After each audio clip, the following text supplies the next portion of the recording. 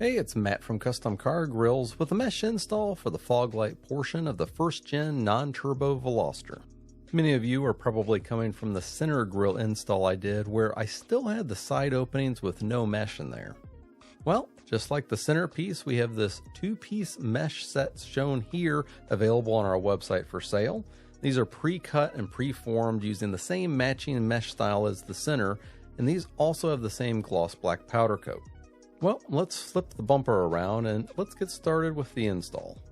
The mesh goes right on the back of the bumper with the bent tabs facing forward. Please note that if they're not oriented correctly, rotate them 180 degrees and that should fix the problem. Then let's grab some cable ties, foam, and some wood rods to temporarily hold the mesh in place. If you did the centerpiece install, this should look somewhat familiar. I'm going to use the foam to protect the paint on the bumper. The wood rod is placed on top of the bumper and it's going to be used as a support for the mesh to tie to so that we can get a nice seamless fit to the bumper.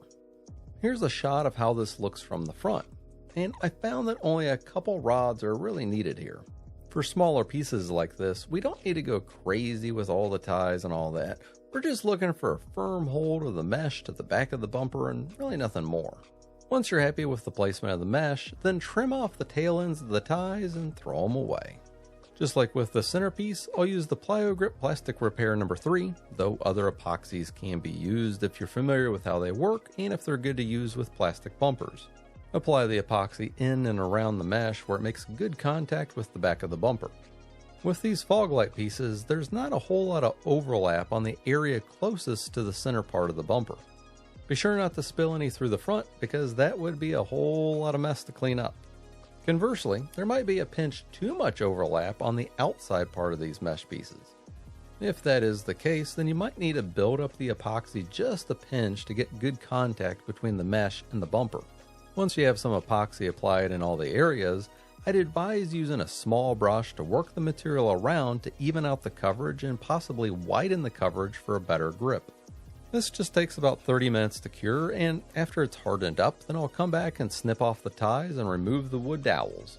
Let's flip the bumper around and take a look at how the fog light openings are now. And yeah, this is looking great all meshed up now. It's a really nice accent to the main centerpiece, and here's a look at how these will appear on the car. I think this is a really good look for owners who don't have the stock fog lights, and it really completes the appearance of the bumper with the main grille already done.